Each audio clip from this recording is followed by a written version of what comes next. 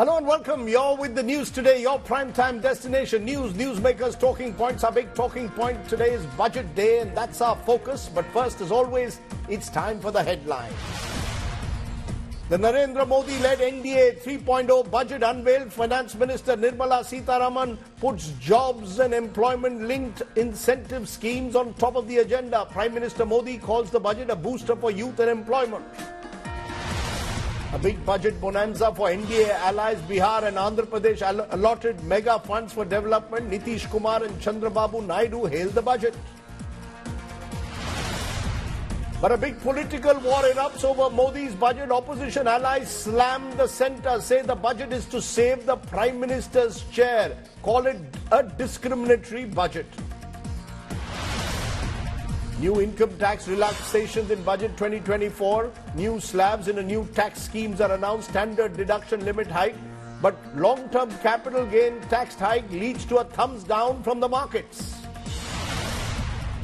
There will be no re-NEET exam. Big relief for over 24 lakh students. Supreme Court says exam sanctity not breached. Says a retest would have a grave impact. NEET UG counselling to begin tomorrow.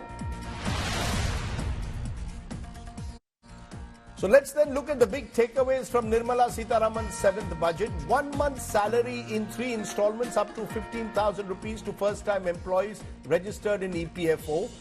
Government to reimburse PF contributions of firms up to 3,000 a month for 2 years for new hires, all designed to incentivize job creation. Financial support for loans up to rupees 10 lakhs for higher education in domestic institutions.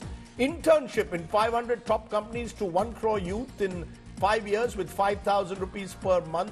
Allowances, again trying to encourage private sector to get involved in job creation. 15,000 crores for Amravati, capital of Andhra Pradesh. Funds for Polavaram project and industrial corridor in AP. AP, remember, is a state which supports the BJP government at the moment. Chandrababu Naidu will be smiling. Road projects worth 26,000 crores. Highways, medical colleges, tourism projects for Bihar, the other big ally. Nitish Kumar will smile. No indexation benefit for any class of assets. Property sales to be taxed at 12.5% has led to mixed reactions. Long-term capital gains tax up from 10% to 12.5%. Short-term up from 15% to 20%. Markets have given a thumbs down to that. Changes in income tax slabs under new regime. No change under old regime. Angel tax has been abolished for all class of investor. Long pending demand. Customs duty on gold, silver cut from 10% to 6%. More than 11 lakh crore, 3.4% of GDP for infrastructure, particularly rural infrastructure, and 1.5 lakh crores to states as long-term interest-free loans. But let's start today with our top talking point on the union budget, because today's budget was seen to mark a political shift in Prime Minister Modi's economics. Special allocations for Bihar and Andhra Pradesh reflected this change. These are the two main allies of the NDA government. Andhra Pradesh Chief Minister Chandrababu Naidu's dream project of building a new capital for the state, Amravati, got a major boost. A series of projects have also been announced in the budget for Bihar that will please Chief Minister Nitish Kumar. The funds for these two states reflect how these two states matter for the government at the moment. The opposition, though, is claiming that this is unacceptable. The budget of 2024 is discriminatory and, according to Rahul Gandhi, is a kursi bachao budget. It's our top story. In the current financial year, 15,000 crore rupees will be arranged with additional amounts in future years. Chandrababu Naidu's dream project gets a big boost. We will also support development of road connectivity projects, namely 1. Patna-Purnia Expressway, 2. Buxar-Bhagalpur Expressway, 3. Bodh Gaya, Rajgir, Vaishali and Darbhanga spurs, and 4. Additional 2-lane bridge over River Ganga at Buxar at a total cost of 26,000 crore rupees. Big infrastructure push for Bihar. Modi's 3.0 Union Budget 2024 has significant fund allocations for the BJP's major allies, whose support is crucial for the government's smooth sailing. Ventilator పై నుండి ఆంధ్రప్రదేశ్ రాష్ట్ర ఆర్థిక వ్యవస్థకి ఇప్పుడు oxygen ఇచ్చారు. ఇది oxygen మాత్రమే. అదే మరిగా దశ ఈరోజు మీరు చూస్తే కేంద్రం కూడా ఒక బడ్జెట్ పెట్టారు. చాలా పాజిటివ్గా ఒక ప్రోగ్రెస్ पॉलिसी తీసుకొచ్చారు. हम लोग विशेष राज्य का दर्जा कह रहे थे और अगर विशेष राज्य का दर्जा बहुत लोगों का था कि पहले से बंद कर दिया गया है इसलिए, तो उसके चलते एक सहायता के लिए बिहार के विकास के लिए मदद होना चाहिए, मदद होना चाहिए बिहार को, तो वो तो करना शुरू कर दिए ना. What was music to TDP and JDU has struck a jarring note with the opposition parties. ये बजट देखने के बाद ऐसा लगा कि उन्होंने दो मित्रों को खुश करने को छोड़ के और दो मित्रों को उन्होंने साथ लेकर कुर्सी बचाने का काम किया है. One by one, many parties questioned the government's move. বাঙাল को वंचित किया है. এই বাজেট হচ্ছে গরিবের বাজেট নয়, জনগণের বাজেট নয়, জনসাধারণের বাজেট নয়, একমাত্র একটা পার্টি নিজেকে খুশি করার জন্য শুধু তাদের স্বার্থে বাজেট করেছে. It's a political bias budget. I think this budget should be called Pradhan Mantri Sarkar Bachao Yojana, because they have realized that this government, if it has to be saved for the next 5 years, they would need their alliance partners, and these alliance partners need to be kept happy. Mr. Speaker, sir, with this... While the BJP defends the budget, the special allocations to the two states have triggered criticism that the budget was shaped by coalition compulsions. Bureau Report, India Today. So let's raise the big questions. Is Budget 2024 being driven by coalition compulsions, as the opposition alleges?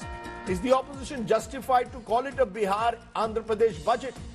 Has the 2024 poll results put jobs and employment on top of the agenda for the Modi government?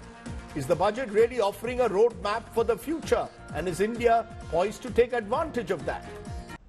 And joining us now on our budget political face-off, Shashi Tharoor, Senior Congress Member of Parliament, joins us. And joining us now is Milind Deora, member of the NDA from the Shiv Sena Shinde Group, Member of Parliament. Appreciate both of you joining us on the show. Gentlemen, I'm going to look at specific political talking points out of the budget, and let's start with the first talking point. The belief that the opposition has is that this is a budget that has been driven by coalition compulsions. Shashi Tharoor, when your leader Rahul Gandhi says it's a kursi bachao budget, what exactly are you suggesting? The fact is that this is a coalition government and therefore has reached out to its allies like Nitish Kumar and Chandrababu Naidu by giving them special allocations. Why should that be called kursi bachao?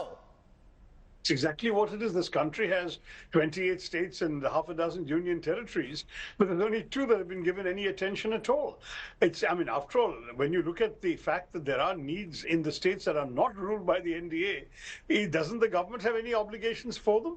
How can you categorically exclude states like Karnataka, which sought drought relief, Tamil Nadu, which sought cyclone relief, where apparently tourism is going to be restricted only to Bihar and Odisha, where they're in power, where you give 26,000 crores in highway projects for Bihar, but you give nothing for Karnataka, which made specific requests for Bengaluru's infrastructure. You give irrigation money to Bihar, but you give nothing for Karnataka. There are issues that you can raise right across the board on this. So yes, it is kursi bachao. All the focus is on Andhra and Karnataka, but don't forget Andhra.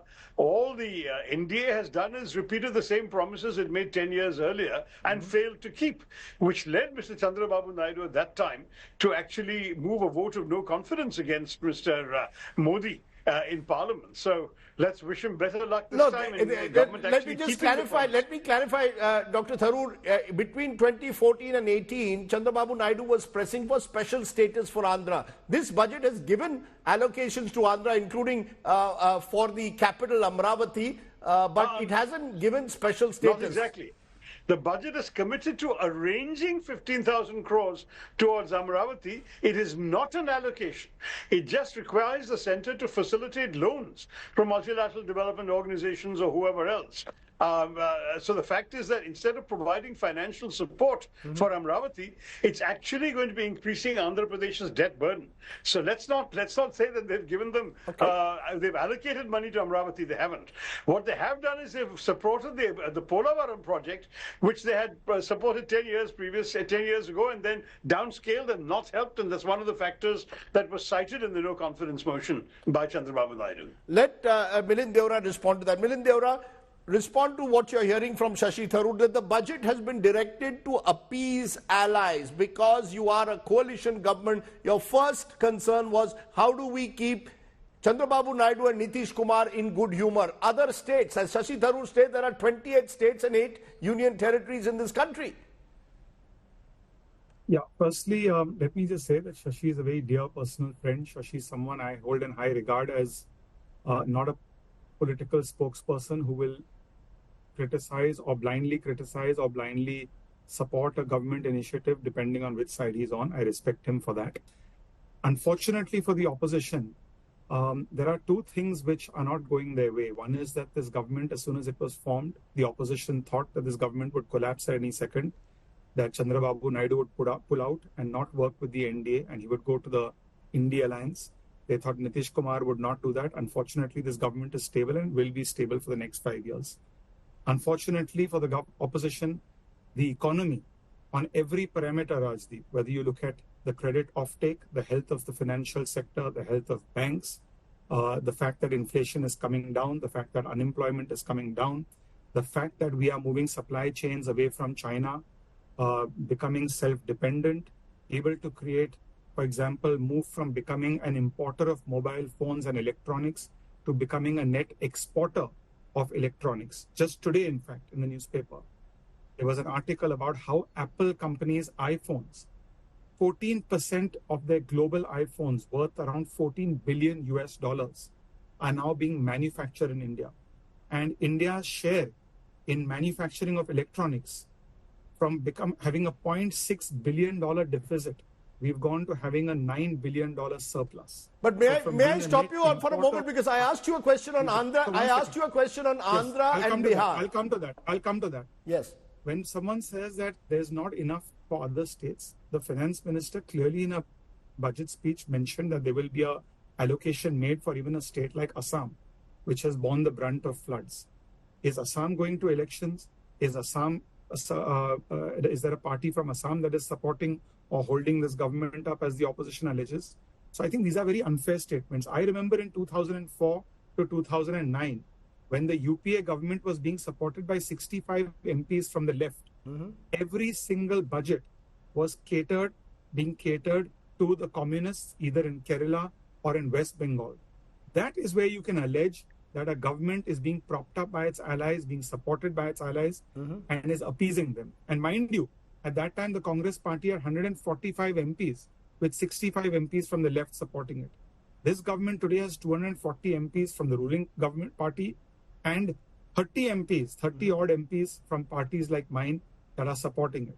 So I think it's unfair to say that because you can argue that more initiatives have been announced in a budget. Many of these are also optics for Andhra and Bihar, that these are the only two states that are being focused on. I know, for instance, my own state, Maharashtra, a 76,000 crore project called the Vadhavan Port has been approved by the Union Cabinet. This wasn't announced in the budget, but it was approved a few months ago. This has wide ramifications for the maritime security of our country, for the economic prosperity of our country, not just for the Mumbai metropolitan region of Maharashtra, but for the country as a whole. Okay. So I think this is a union budget. This should not be seen as what is announced in a budget for one state or another state. Every state has received allocation across the board from an infrastructure point of view. We can dispute whether every state has been given equal allocation, and we can certainly dispute whether Bihar and Andhra have got specific allocations unlike the other states.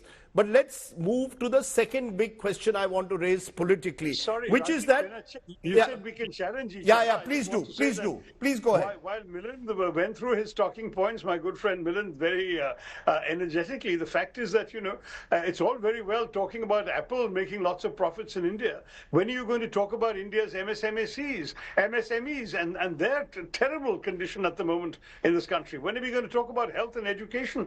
When are we going to talk about the needs of the real Indian people? And you talk about Maharashtra getting some allocation some months ago, but in this budget, what have they got? I don't know whether you've seen the reactions of some people in your own state, Milind.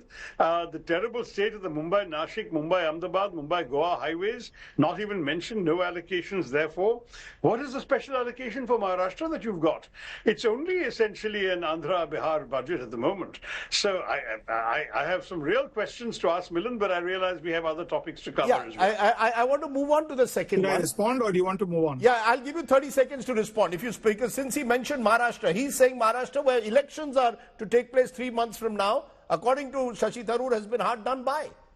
Yeah. Well, if you look at the budget allocation, when you look at National Highways Authority of India, you look at railways, if you look at the allocation for Maharashtra, you go into the details of how much spends are being allocated to the state. They are massively high. Now, one can argue, why is Maharashtra getting so much? I can counter that by saying Maharashtra is the second largest state in terms of population. Today, I brought about the point of Vadhavan Port. A 76,000 crore project could have gone to another state. It could have gone to Andhra Pradesh. Andhra Pradesh is a coastal state. If that had happened, yes, one would have said everything is going to Andhra Pradesh. It's gone to Maharashtra. Why has it gone to Maharashtra? It could have gone to another western state. It could have gone to Gujarat. It could have gone to Kerala, Shashi. So, okay. Let's not get into these details. I can also counter you on where Maharashtra has been allocated a substantial amount of funds, whether it's in roads, whether it's in highways, whether it's in railways. The jury gentleman is out. The jury gentleman therefore is out whether this specific budget had eye clearly on Bihar and Andhra Pradesh, which many would expect was expected given the fact that they are the two key ally states. Let's turn to the next question, and this time I'll start with you, Mr. Deora, because the Congress has made an allegation saying that this is a copy-paste budget.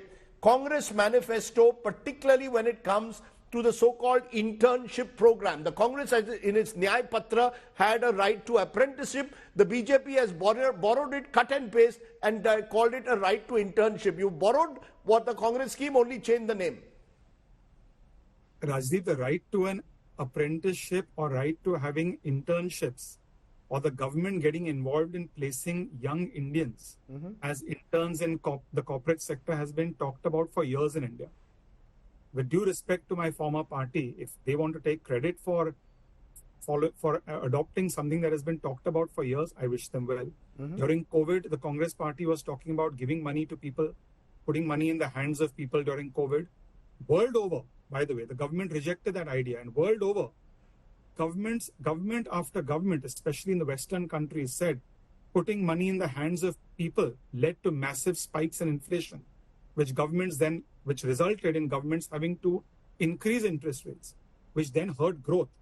Let's elevate ourselves, Rajdeep, beyond politics. I understand we have to talk politics, and I understand. No, how is the government? Mr. Deora, how is the scheme which the government has announced? I'm not here just to make political points. The point is that okay, just a minute. Let Shashi Tharoor. 1 minute, sir. The point is that. Rajdeep, 1 second. Yes. The point is this. Please understand what is happening around the world. The world's global growth rate is 3% today. India is poised to grow at around 7% per annum. That on its own is a huge achievement for India, number one. Number two, India's biggest competitor, its neighbor next door, China, its growth rate is beginning to stall. It's having a financial crisis. It's having a housing crisis. Its biggest companies are going bankrupt. It has an aging population. There are many other concerns. The world over, investors, global companies, I talk to many of them. They are adopting two strategies. One is called a China Plus One strategy, where they're moving manufacturing away from China, looking at countries like India and Vietnam. And two, they're adopting a policy called ABC, which stands for Anywhere But China. We will invest in any country but China. It's for India to make use of those tailwinds. It's for India to use incentives to create employment here. It's for India to use incentives. So you're saying it's an incentive, Mr. Deora, given the limited time and that both of you deserve equal time, I've heard your view. You're saying it's an incentive scheme designed to create growth. Shashi Tharoor, respond, because the Congress seems to believe that the BJP has simply borrowed a Congress scheme and put it out. If it's a good one, you can take credit for it, but why blame the BJP if they want to, in a way, at least focus on employment? The word was 23 times. The word was used 23 times today. And Rajdeep, no, just a minute. Congress or any opposition party has given a good suggestion scheme. It's a good thing. They must actually given one by one, please. Yeah, go ahead, Shashi. So we talked about an apprenticeship scheme which would have paid people 8,000 a month and which would have actually trained them for a job, whereas the internship scheme is just an internship and it only pays 5,000 rupees a month. So that makes already one big difference. Second thing is they're allowing CSR money to be diverted to this kind of expenditure, which frankly, CSR money is meant to be spent on the improvement of problems in society. This way, essentially, companies will be allowed to spend CSR money on themselves in the name of employment. So, again, that's a dilution. But I would appreciate you're also giving me a chance to respond to Milind on all this talk about growth and development, investment, and so on. In fact, the truth of the matter is that our foreign direct investment is going down. You talk about comparing with China, compare with Vietnam instead, which is in a similar stage of development. They've outstripped us in every particular respect. It's not that India is shining by any global yardstick. Yes, we are a large, major economy that, thank God, is growing, but a lot of that growth is entirely because we have a huge, large population that's producing goods and services for each other. The truth is that the government's policies have failed. Make in India has failed colossally, for one example. And FDI has actually gone down in record levels in the course of this last fiscal year. So I'm sorry, Milind, the news is not all good when it comes to foreign investment. One good thing I will applaud, though, is the angel tax, because I said this to Arun Jaitley in 2016 in the Lok Sabha. There's a YouTube video of me suggesting this, and here we are 8 years later actually implementing it. By the way, this was Mr. Dr. Tharoor, may I point out, this was a tax brought in by your government, Congress government, in 2012. But I suggested in 2016 that we get rid of it, or at least reduce it. Neither was done, and finally they've taken the good step 8 years after my exchange with Arun Jaitley at that time. I mean, the truth is that we need investment. We're not getting enough of it inside. In fact, the government keeps giving tax breaks to the ultra-rich, and they're not investing it in the economy. Giving some money into the hands of the poor, as Manrega does, would actually enable people to give money that would stimulate consumption in our society. But the government didn't even mention Manrega in its speech today. But they did mention employment 23 times, which Milind Deora seems to suggest that the government has decided to put jobs at the top of its agenda. Somewhere, is there an acceptance in this budget, particularly on that issues like Rozgar will now have to be addressed head on, that you can't constantly talk up the economy without looking at the glass as half empty, Milind Deora? Yes, employment is of critical importance. And as I said, using government incentives like production-linked incentives to create employment, to reduce our dependence on Chinese supply chains. I would add even to green our economy. All of these work hand in hand. It's not an either-or debate. If you green your economy, you can create green jobs also. Countries like America and Sweden have done that, mind you. A country like Sweden, by the way, Rajdeep, in the last 30 years, reduced their carbon emissions by 80%. But in those 3 decades, grew the economy by twofold also. So I believe that incentives have been used. When someone says Make in India is a colossal failure, I can't understand this because I was an IT minister in the UPA era when we were a massive importer of electronics and mobile phones.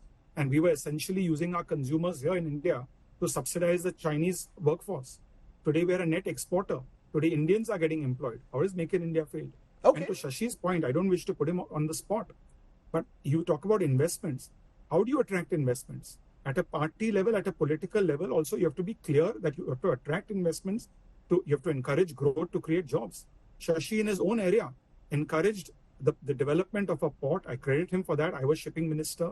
We worked together to develop the Viriniyam port, which is of strategic importance in this country. It's the southernmost port in this country. It's an important transshipment hub. But his party is opposed to industrialists who are setting up that port. Okay, that port for our viewers is being set up by the Adanis. That port for our viewers is being set up, but Shashi. Rajdeep, one second. Rajdeep, 1 second. You're from Maharashtra. Today in Gadchiroli, which was a Naxal hotbed, as you are aware, it was part of the Red Corridor in India. Recently, the government of Maharashtra, led by Mr. Shinde and Mr. Fadnavis, to their credit, laid the foundation stone for a 10,000 crore steel plant, which will cater to almost 10% of India's steel output, will create 7,000 jobs in an area that was written off by previous governments. Mind you, what was the era in UP about Naxalism? One senior leader of a party writing an op-ed in a newspaper about the home minister who's trying to weed out Naxalism. They were sending confusing signals to Can I therefore just respond on FDI investments? Yeah, please do. Milind, you made your point. Let Shashi Tharoor respond. Yes. FDI as a ratio of GDP has collapsed from about 2% of GDP to 0.5% of GDP in the last fiscal year.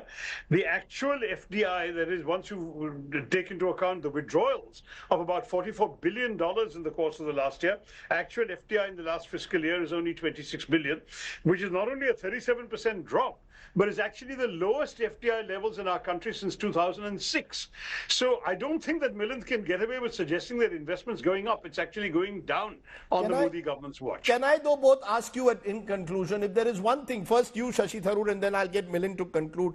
What is the one thing you would have done that this government didn't do in the budget? You know, it's very easy to be in the opposition and keep criticizing. What is the one thing you would have done that this government did not do today? We would have definitely emphasized greater on health and education, both of which have seen a reduction in allocations at a time when the needs of the nation are extremely great. We would have stuck to the letter of our proposal on employment, that is, that we would have actually gone for full-scale apprenticeship and spent a lakh a year on each individual and not let it come out of CSR funds, so we wouldn't have diluted it as the government has done. And we would have certainly done something about income inequality. What specifically, that is for the finance experts in the party to say. But we are really appalled by the fact that 80% of the Indian population has witnessed a decline in their incomes in the last 10 years of Modi government rule, and only 20% have benefited from these economic measures of the government. There's something terribly wrong there. When people can't afford, you know, food inflation is 9.4% today. That means that people can't afford to buy at the market what they could have bought last year at this time for a simple meal to eat. That's the kind of crisis that ordinary people are facing, and we simply can't afford to talk in the air about the big picture, where the big picture itself is doing badly, as I pointed out, at a time when there's been such neglect of the Aam Aadmi and their preoccupations in the country today. Okay, Milind Deora, what according to you is for you the highlight of this budget, and what's the big miss? I would say this firstly, Rajdeep. I believe that, rhetoric aside, creating an over-dependence on the government ultimately harms the government and ultimately harms the individual and the Indian citizen. I too believe that inflation needs to come under control. We need to create employment. But how do you do that? The government has to invest in sectors that create jobs. The government has to invest, for instance, in infrastructure. When the government increases its outlay of infrastructure, as this government has, to 3.5% of the country's GDP, when you say I'm going out and building a massive highway in a particular area, you create ancillary industries as a result of that. You automatically give people employment. You automatically also roll out your infrastructure. You can also solve green issues. So I would say that the government increasing its spend in infrastructure is a good thing. I think the government reducing its fiscal deficit is a good thing. Otherwise, you're increasing the per capita debt on future generations. Okay. Shashi and I can say, let's give people more money. Let's give people 1 lakh rupees for an apprenticeship. Who bears that bill? Future generations will have to bear that bill. You have to be fiscally prudent as we are in our own homes. One area which I would say as a suggestion, which I think the government can relook at, is, for instance, to encourage more investors to deepen capital markets, which is a huge source of small businesses, medium businesses, micro businesses, large enterprises to raise capital, is from the stock market. To deepen the market, to get people to invest for the long term, not for the short term, not only to encourage day traders, but to encourage long-term investors. It's important to reduce the long-term capital gains, which means essentially, if you invest in the stock market for a longer period of time, you pay a lower tax. Unfortunately, that percentage, although it's lower than short-term gains, has been increased from 10% to 12.5%. That would be one area which I would urge the Finance Ministry and the government to review again. Okay, I also would do that, considering I might be adversely affected by that. But to both of you, Milind Deora and Shashi Tharoor, I don't know how you coordinated your clothes, but you are both looking very striking in blue. Suggests that there are still some bonds that remain even when people move away and are in different parties, but always good to have two articulate voices expressing themselves. Milind Deora, Shashi Tharoor, for joining me on my political face-off on Budget 2024. Thank you very much. Thanks, Rajdeep. Thanks, Milind. Okay, we've heard from the politicians. Let's now focus on corporate India, because what the finance minister did in her budget today was give several incentives to corporates to encourage them to employ young interns and to have skilling initiatives. This is seen as one of the big challenges of our times, what someone called Modinomics. Take a look at this report.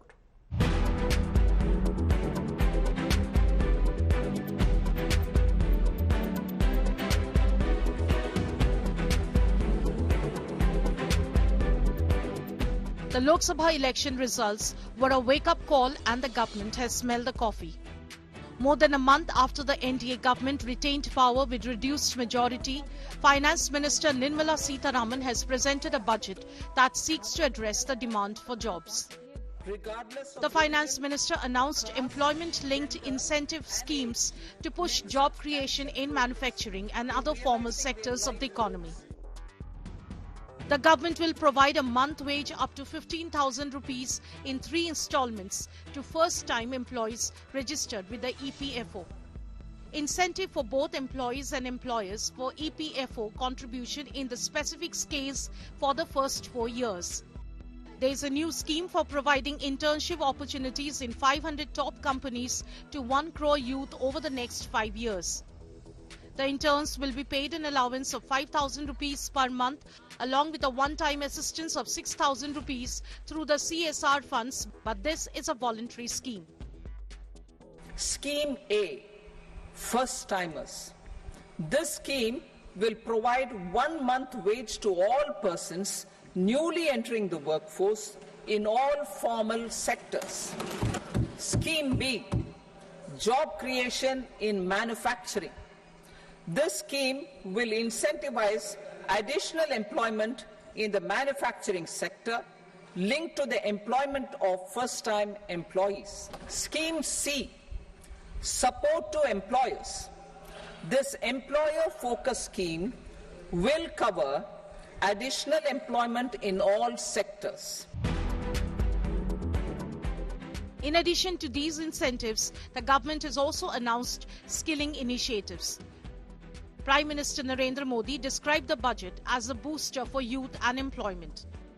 सरकार ने employment linked incentive scheme की घोषणा की है। इससे देश में करोड़ों करोड़ों नए रोजगार बनेंगे। पहली नौकरी पाने वाले युवा की पहली तनख्वाह हमारी सरकार देगी। The Congress claimed the schemes are inspired by the party's election manifesto. The claim that the schemes announced by the Finance Minister will benefit 290 lakh persons is highly exaggerated. She has given 3 numbers, 210 lakh, 30 lakh and 50 lakhs. Each one of the numbers is highly exaggerated.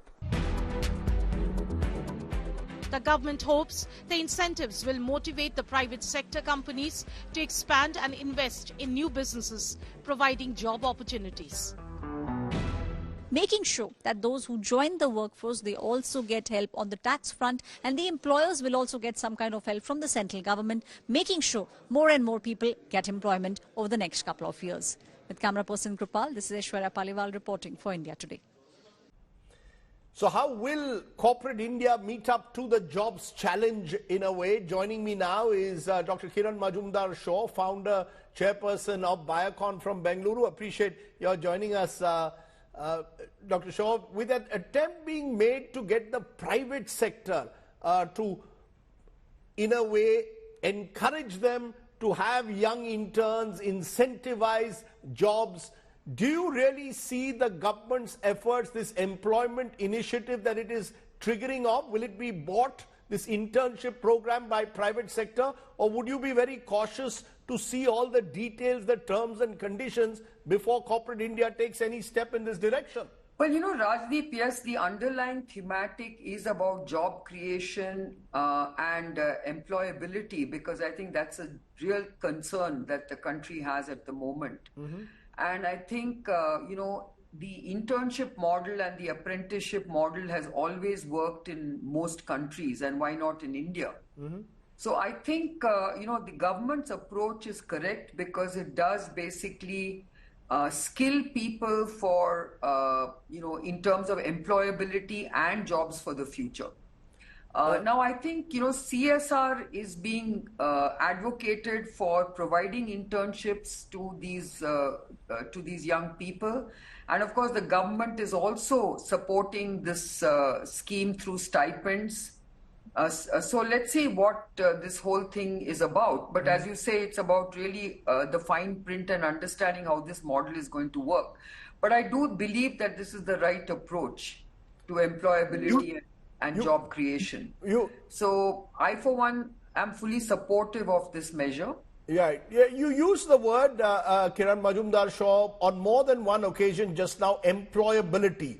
Is that part of the real challenge? Not just to try and find jobs, but to create the necessary skills to have then people who can actually be employable. Without upgradation of skills, surely none of these schemes are going to work on the ground. So that is the other big challenge.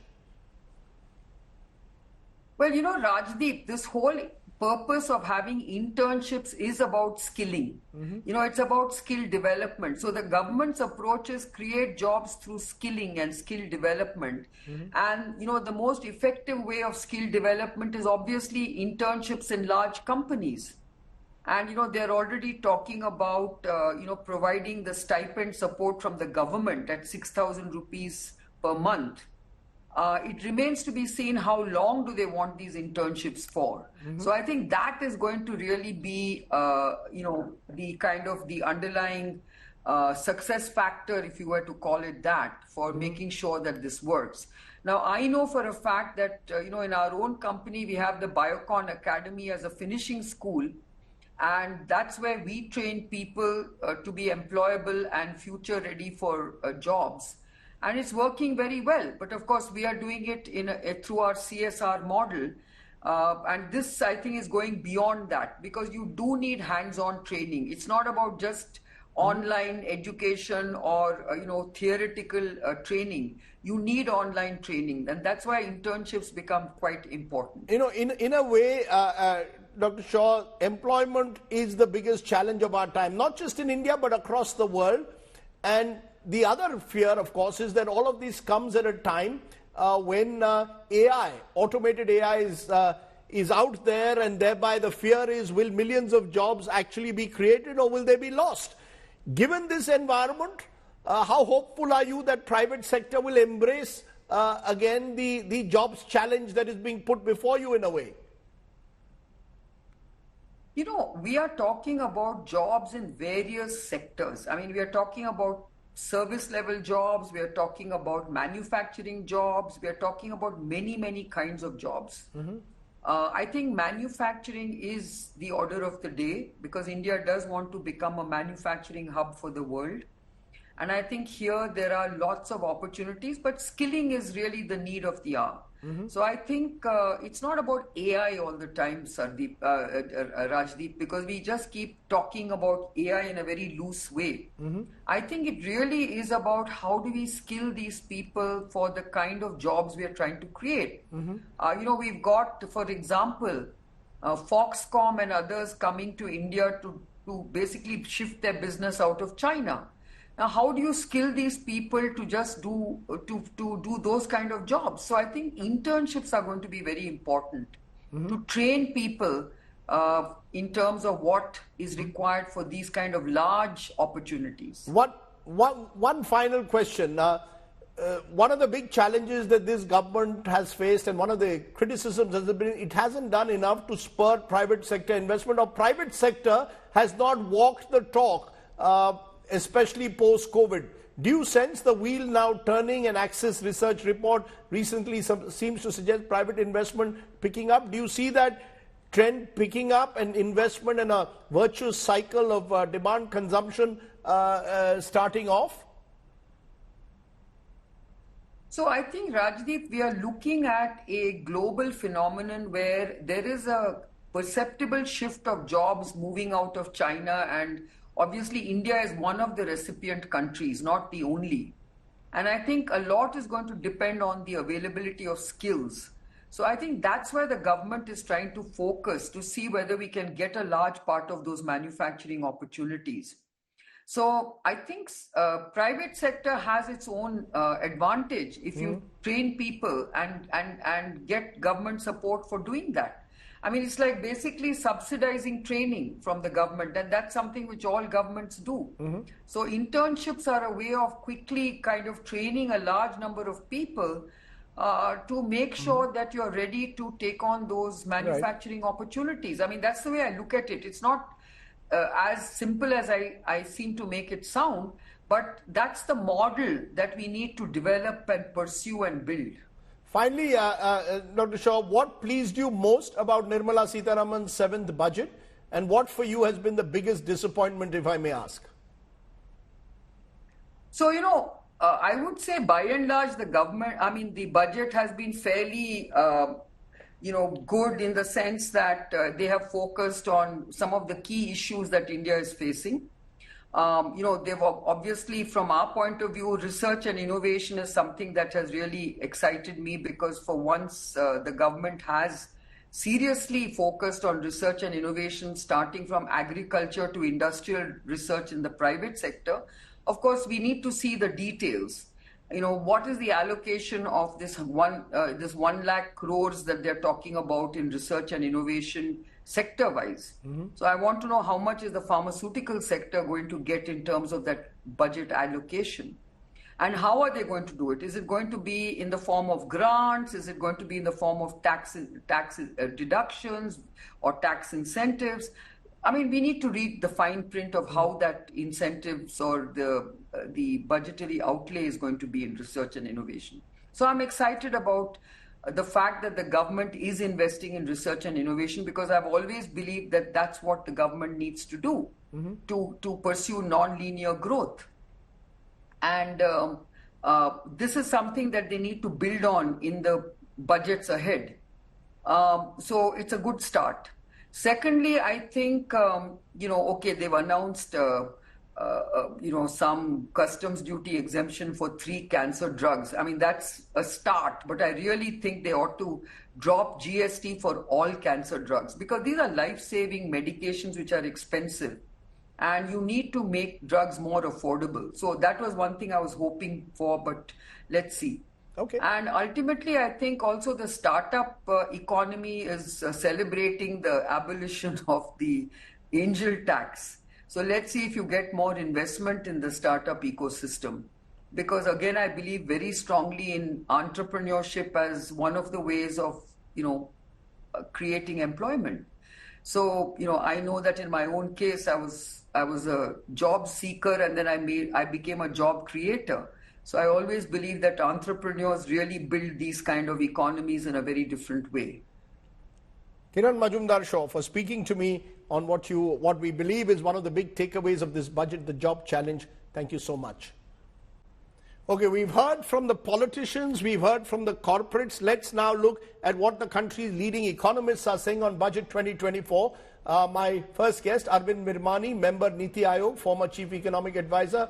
Dr. Virmani, your big takeaways. If I were to ask you what you believe is the biggest message the Finance Minister has sent out from Budget 2024. So, as you correctly point out, each one of us looks at it from our own perspective, and my perspective is of medium long-term growth.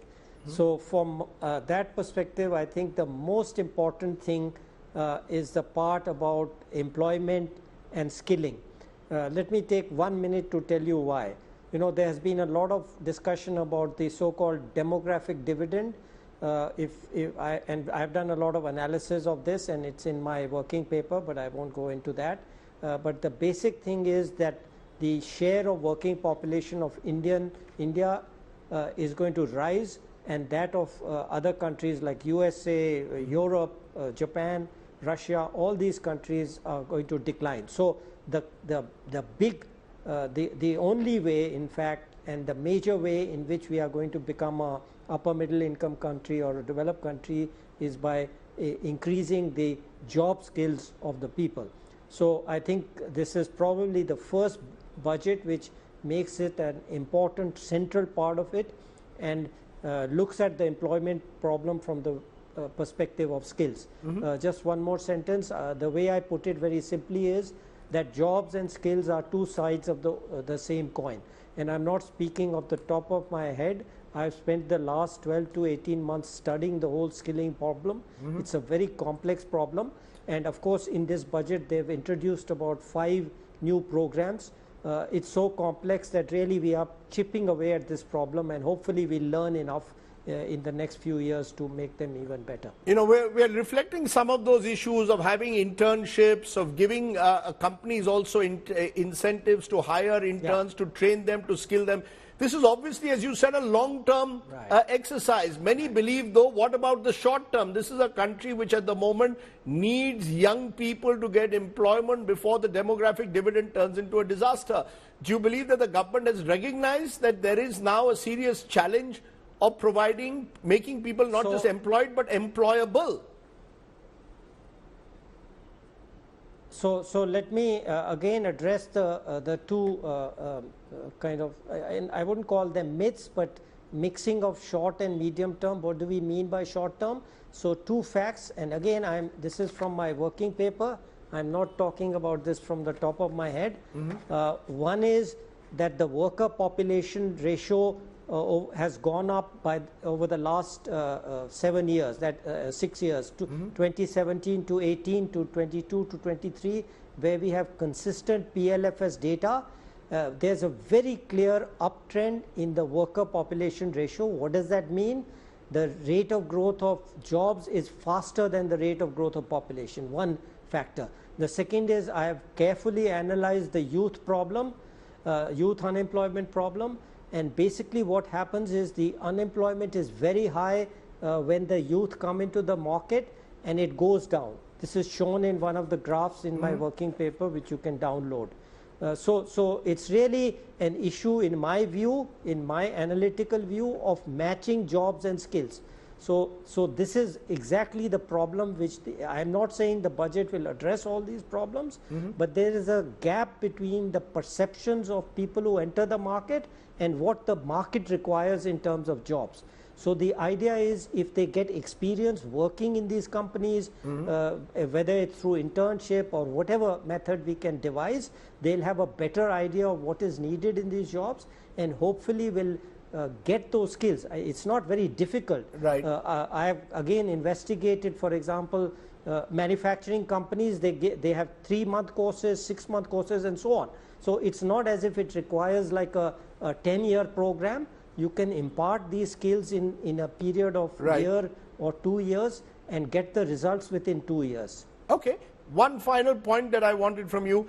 Is there something in this budget that you as an economist would have liked to see which is not there? Well, there are hints of it, and I hope it will come. Is basically, I am a person who's worked on tax reform for donkey's years, probably more years than many of the youngsters who work for you. But of course, there are the finance minister has talked about simplification of the GST. I've written a whole paper on it. I've analyzed the GST. She's talked about having a review of the direct tax stuff. But the regulatory cholesterol still remains. I do hope. The concern is there is still too much regulatory cholesterol in the system.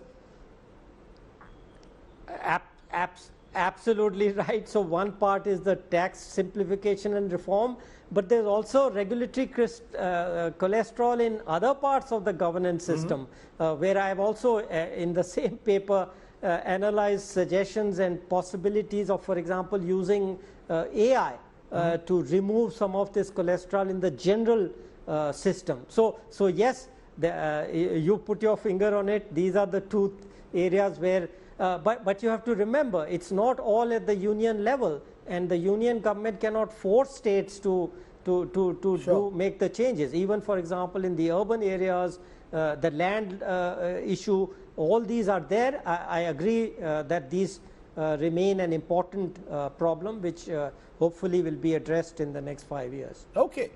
Dr. Arvind Virmani, for joining me and giving us your key takeaways to this union budget. Appreciate you joining me. Thank you so much.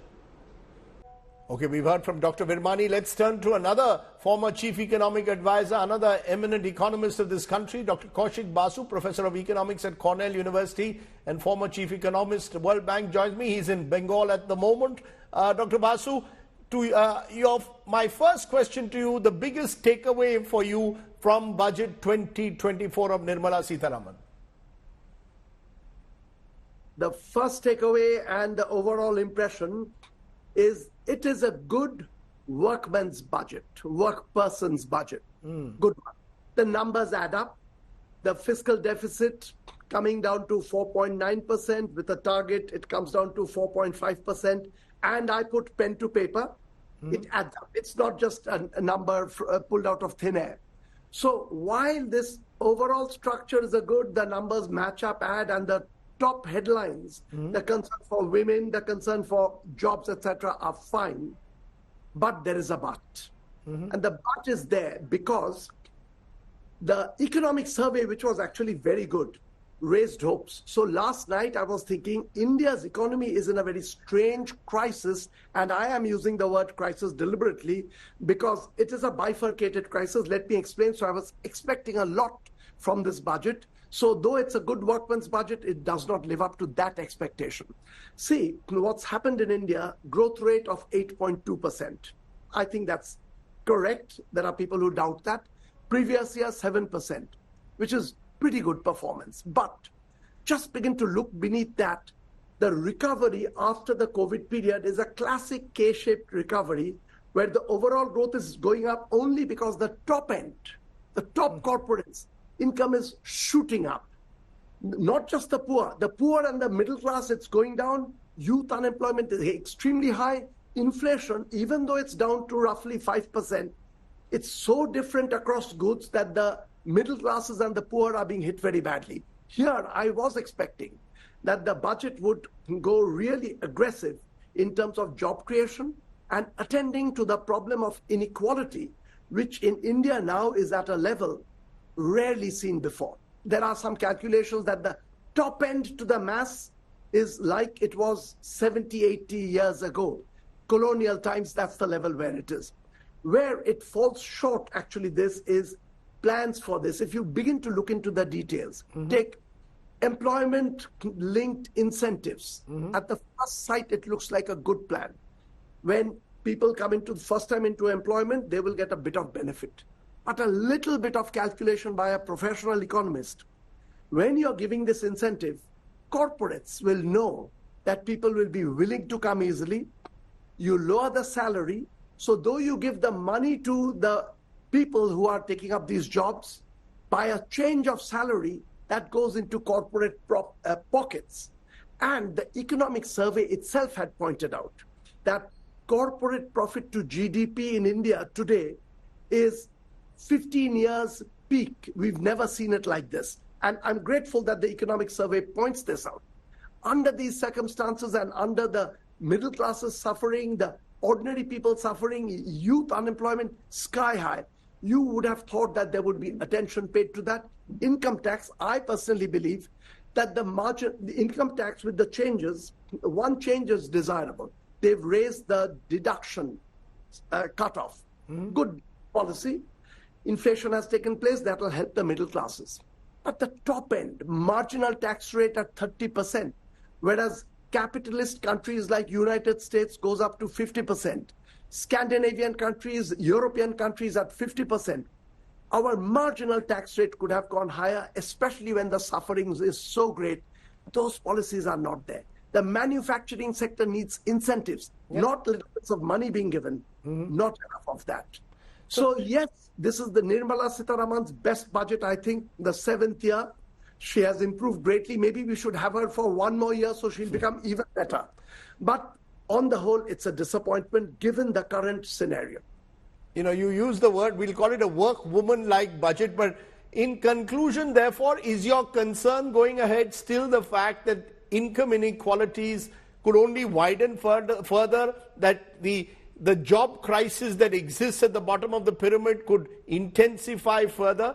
Are those your concerns? Do you believe the budget has not done enough to address it? They could have done more. So you're saying it's a good budget, but again, not good enough. Am I correct?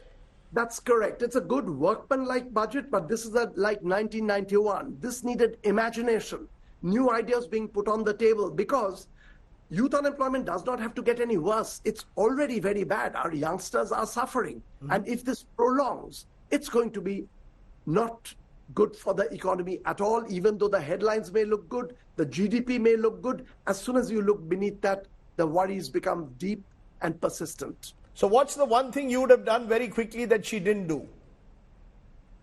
Huge incentive to the small producers, small manufacturers, so that they begin to employ more people. And it's not just job incentive to the individuals coming in, but also giving tax benefits. Tax the richer people, the big corporates. We have just lowered the corporate tax on foreign corporations. Don't do that. In fact, the tax revenue, you've probably seen, has gone down.